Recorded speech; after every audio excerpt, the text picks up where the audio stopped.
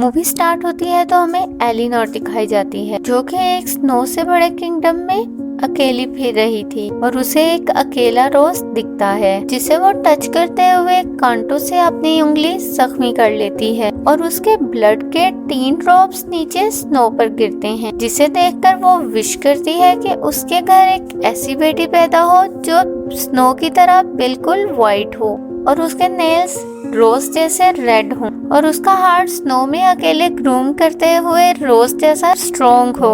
Eleanor की ये wish बहुत जल्द पूरी हो जाती है और कुछ ही अरसे बाद उसके घर बेटी पैदा होती है, जिसका नाम वो स्नो वाइट रखते हैं और वो बचपन से ही पूरे किंगडम को अपने इनोसेंस और नम्रदिली की वजह से बहुत पसंद होती है। स्नो वाइट के पैदा होने के कुछ सालों बाद ही क्वीन एलिनोर की डेथ हो जाती है और किंग मैग्नस स्नो वाइट के साथ अकेले रह जाते हैं।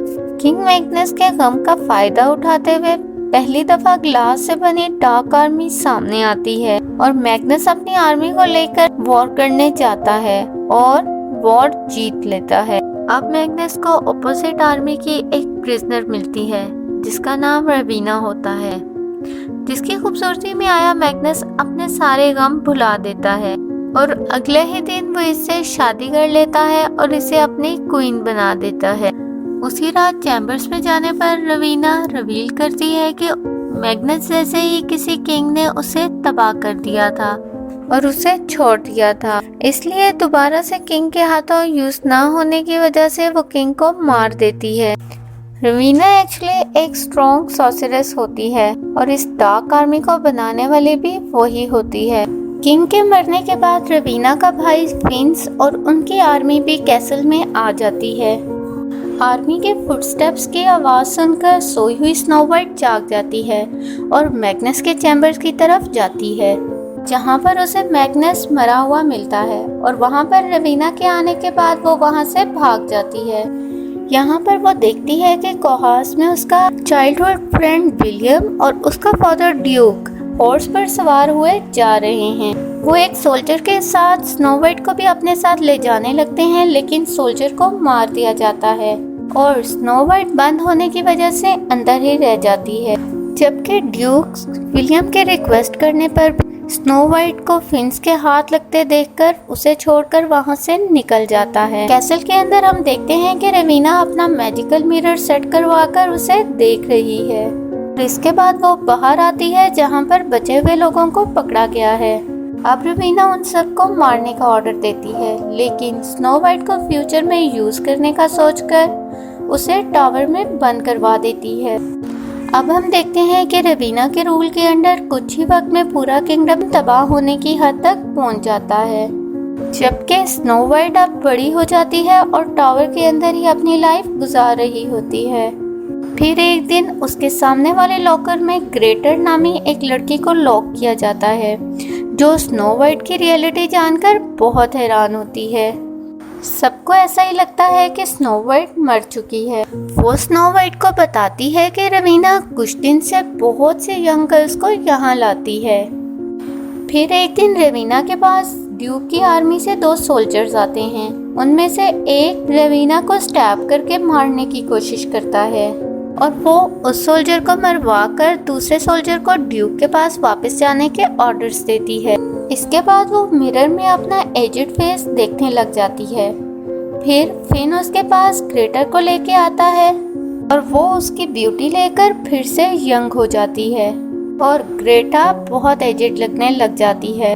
अब रवीना ग्रेटा को वहां से देखकर फिर से मिरर के पास आती है और उसे कहती है कि मुझे बताओ कि दुनिया में सबसे ज्यादा खूबसूरत कौन है, जिस पर वो मिरर हमेशा की तरह स्नो वाइट का नाम लेता है और वो रवीना से कहता है कि अगर वो स्नो वाइट का हार्ट ले ले तो उसे आइंदा से किसी की भी ब्यूटी लेने की जरूरत नहीं पड़ेगी।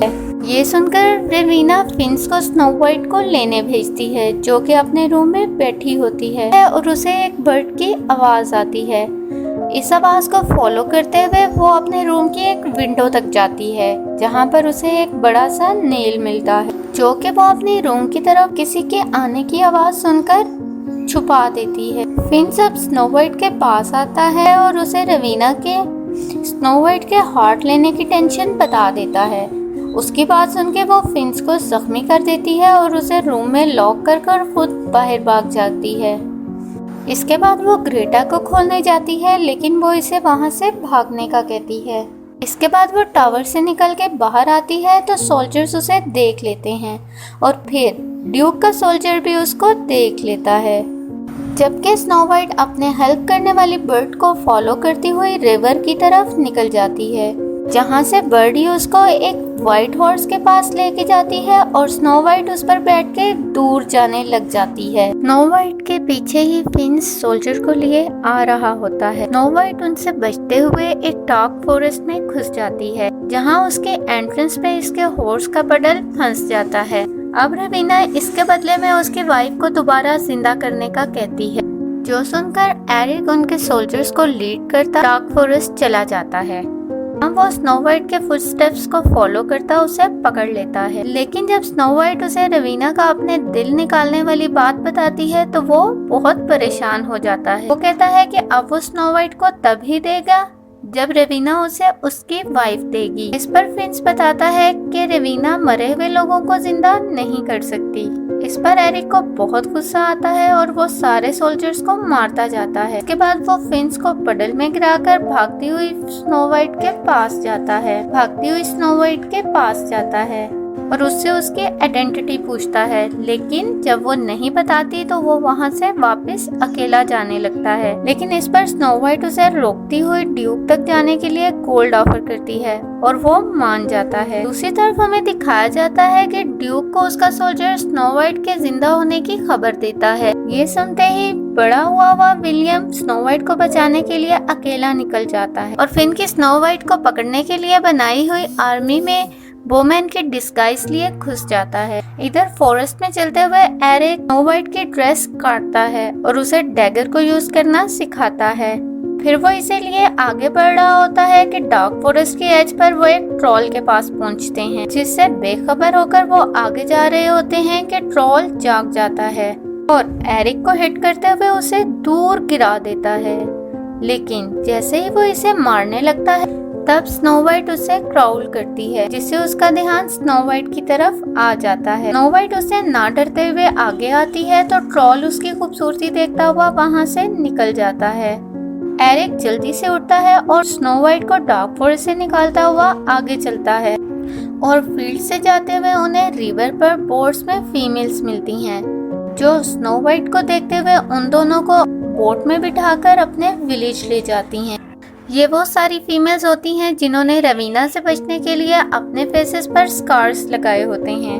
उनके मेंस रवीना के खिलाफ वॉर लड़ रहे होते हैं। उस विलेज में ही एरिक को फर्स्ट एड लेते हुए स्नो वाइट की आइडेंटिटी का पता चलता है। इस वजह से वो रात होने पर स्नो वाइट को इस विलेज में सेफ समझकर वहाँ से चला जाता है।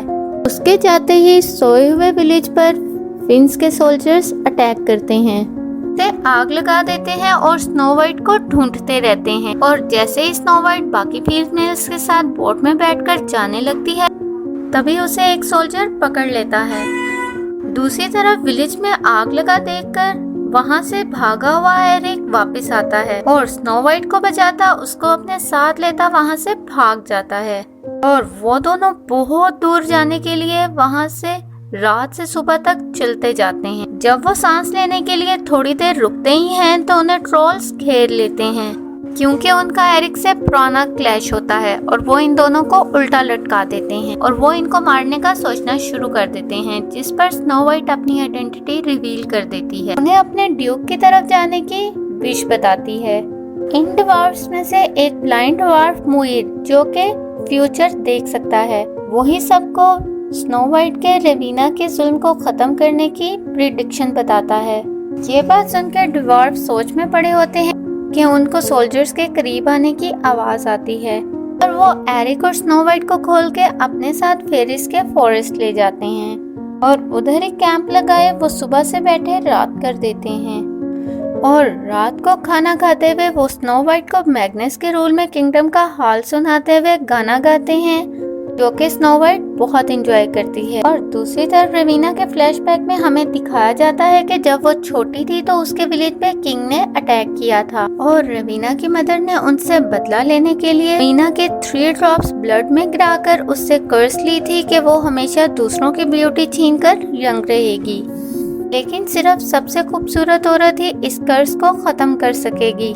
सीन्स वापस फॉरेस्ट में आते हैं जहाँ स्नो वाइट को कैसल से जगाने वाले बर्ड्स उसे सुबह होने पर जगाने आते हैं, जिनसे फेरिस निकलती हैं, जिनको स्नो वाइट फॉलो करती है और जागने वाले ड्वार्फ एरिक के साथ उसके पीछे जाते हैं। स्नो वाइट के साथ सारे एनिमल्स चलते हुए उसे एक डियर के पास ले जाते हैं, जो स्नो वाइट के सामने बो करके उसे अपनी ब्लेसिंग्स देता है। ये देखकर ड्वार्फ्स हर हाल में स्नो वाइट का साथ देने का प्रॉमिस करते हैं। तभी वहाँ पर फिन का सोल्जर आकर डियर को बो मारता है। तभी एरिक स्नो वाइट को लिए वहाँ से भागता है और डियर बटरफ्लाई में बदल जाता है।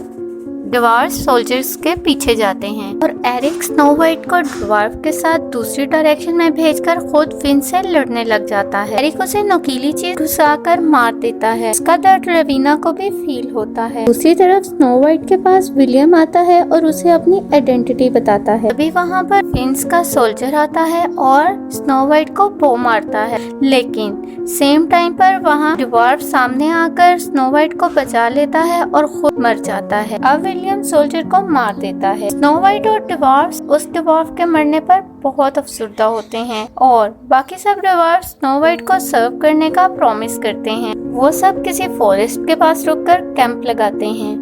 अगली सुबह रवीना कोई और सोल्यूशन ना मिलने पर विलियम बनकर स्नो वाइट को फॉरेस्ट में ले जाती है और उसे एक पॉइजनस एप्पल देती है, जिसे खाकर स्नो वाइट वहीं पर तड़पती हुई गिर जाती है। रवीना अपनी असल शक्ल में वापस आ जाती है और स्नो वाइट को टॉन्ट करती है और जब रवीना स्नो वाइट का दिल निकालने लगती है तो वहाँ पर रियल विलियम और एरिक आ जाते हैं और उनके अटैक करने पर रवीना रेविन बनती हुई वहाँ से उड़ते हुए वापस कैसल आ जाती है।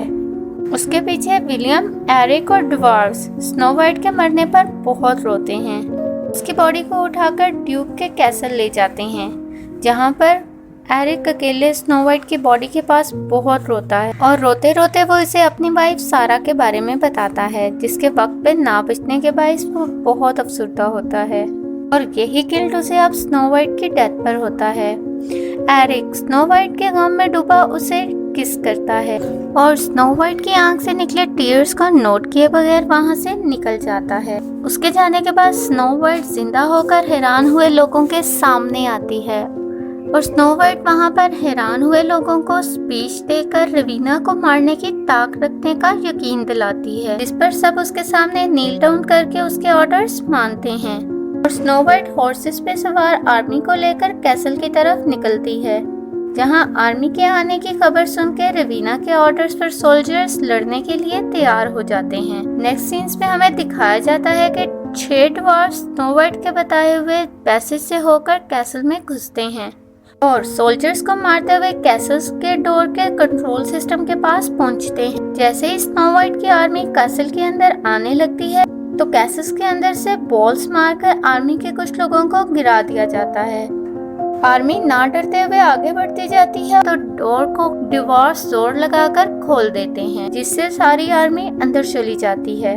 स्नो वाइट ऊपर रवीना को देखकर शील्ड में से निकलकर रवीना के पास जाती है। विलियम और एरिक कुछ सोल्जर्स को मारते हुए स्नो वाइट के पीछे आते हैं। रवीना उनको देख के अपनी क्लास के डार्क आर्मी बनाती है और उनको बिजी कर स्नो वाइट की तरफ आती है और अब स्नो वाइट और रवीना के दरमियान लड़ाई होती है और स्नो वाइट बहुत कोशिश करके भी रवीना से हारती जाती है। रवीना उसे मारने ही वाली होती है कि स्नो वाइट एरिक का सिखाया ट्रिक यूज करती है और रवीना को स्लैप करती है, जिससे उसके 3 ड्रॉप स्नो वाइट के ऊपर गिरते हैं।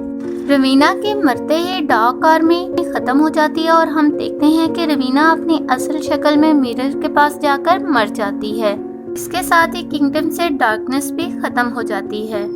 मूवी के लास्ट सीन में दिखाया जाता है कि किंगडम के सब लोग खुशी खुशी कैसल में दाखिल होते हैं।